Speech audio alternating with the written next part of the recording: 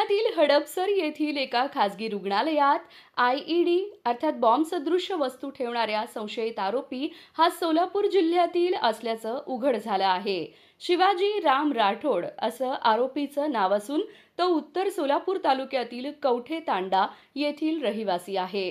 पुणे पोलिसांनी शुक्रवारी नागपूर येथून त्याला ताब्यात घेतलं। या घटनेनंतर कवठे तांडा परिसरात एकच खळबळ उडाली आहे। शिवाजी राठोड हा कला शाखेचा पदवीधर असून तो गावात भिशी चालवत होता।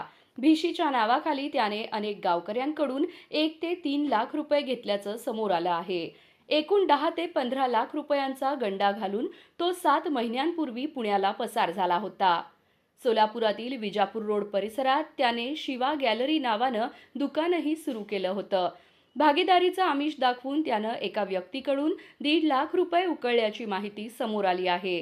दरम्यान पुणे पोलिसांनी गुरुवारी कवठे तांडा येथे जाऊन चौकशी केली। आरोपी ओळख लपवण्यासाठी दाढी व केस वाढवून राहत असल्याची माहिती गावकऱ्यांनी दिली।